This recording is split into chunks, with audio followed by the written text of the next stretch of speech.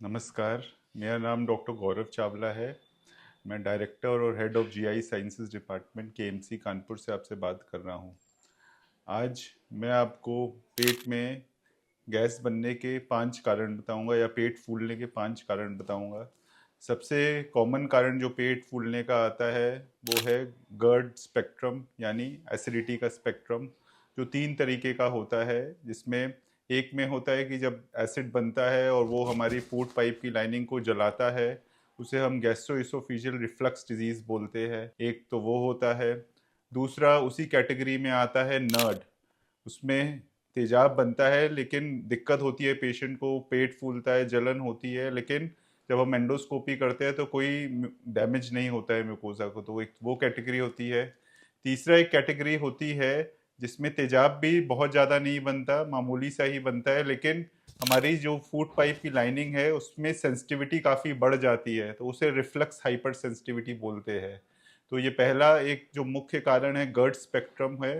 दूसरा मुख्य कारण पेट फूलने का है पेट और छोटी आंत में अल्सर बन जाना। ये अल्सर कई कारणों से बन सकते हैं, खान पान की बिगड़ते दवाइयों से, दर्द की दवाइयों से। तीसरा एक कारण हमारे आजकल इंडिया में बहुत सारे लोगों को एच पाइलोराई का इन्फेक्शन है, तो एच पाइलोराई की वजह से गैस्ट्राइटिस होती है, ड्यूडेनाइटिस होती है, उसकी वजह से भी पेट फूल सकता है। चौथा कारण पेट फूलने का आजकल जो हमने देखा है, दूध से एलर्जी। हमने जो रिसर्च की है उसमें अराउंड 5 से 10 हज़ार लोगों को रिसर्च किया और देखा है कि अर्बन पॉपुलेशन में 20 से 30% लोगों को दूध से एलर्जी मिली है। लास्टली मैं ये कहूँगा पेट फूलने का कारण एक ये भी होता है कि कभी कभी गेहूं से एलर्जी मिलती है, तो उसमें पेट फूलने लगता है, पेट में दस्त आने लगते हैं, साथ में खून की कमी भी हो जाती है, तो उसे सीलिक डिजीज बोलते हैं।